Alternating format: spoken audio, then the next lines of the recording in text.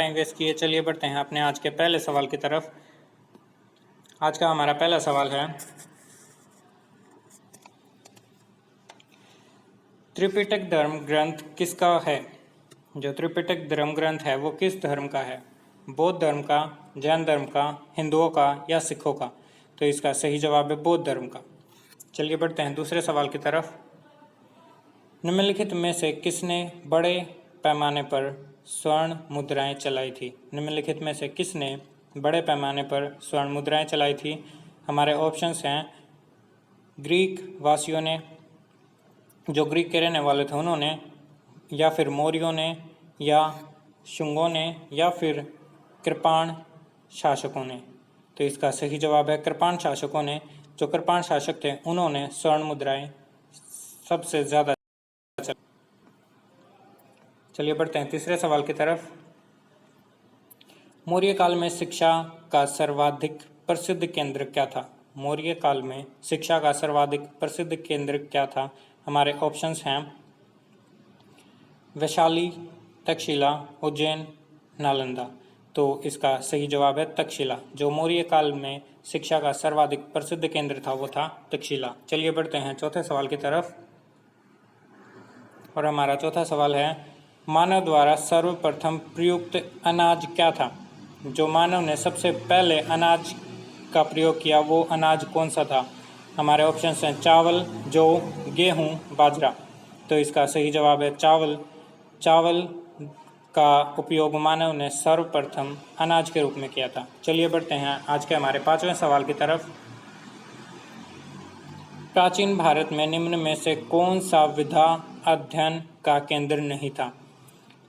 प्राचीन भारत में निम्न में से कौन सा विधा अध्ययन का केंद्र नहीं था? हमारे ऑप्शंस हैं, कौशाम्बी, विक्रमशिला, तक्षशिला, या फिर ये सभी।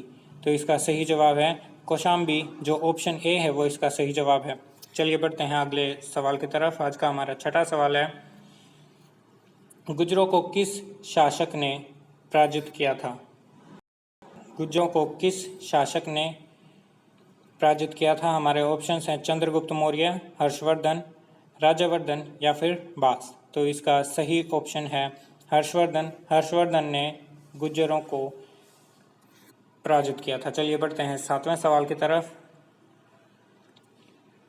और सातवां सवाल है, बाल विवाह की प्रथा आरंभ कब हुई थी? बाल विवाह की प्रथा कब शुरू हुई थी? इसके ऑप्शंस हैं, गुप्त काल में, मौर्य काल में, कुषाण काल में, या फिर इसमें से कोई नहीं। तो इसका सही जवाब है गुप्त काल में। गुप्त काल में बाल विवाह की प्रथा शुरू हुई थी। चलिए बढ़ते हैं आठवें सवाल की तरफ। आज का हमारा वीडियो का आठवां सवाल है, बौद्ध धर्म एवं जैन धर्म दोनों के उपदेश किसके शासनकाल के दौरान लिखे गए थे? जो बौद्ध धर्म और जैन धर्म के दोनों धर्मों के उपदेश हैं वो किस शासनकाल में दिए गए थे? तो इसके ऑप्शंस हैं, अकबर, अशोक, बिंदुसागर, बिंबिसागर। तो इसका सही जवाब है बिंबिसागर, ऑप्शन डी।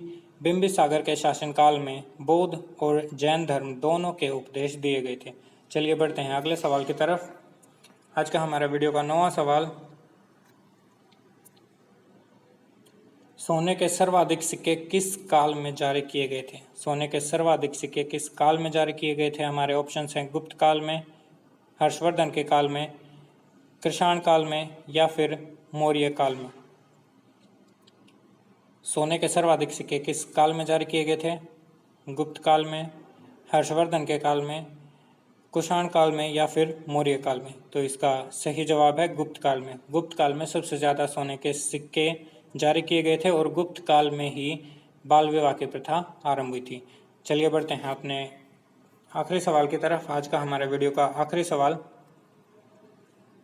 सांची का स्तूप किसने बनवाया था? जो सांची स्तूप है वो किसने बनवाया था? हमारे ऑप्शंस हैं, चंद्रगुप्त मौर्य,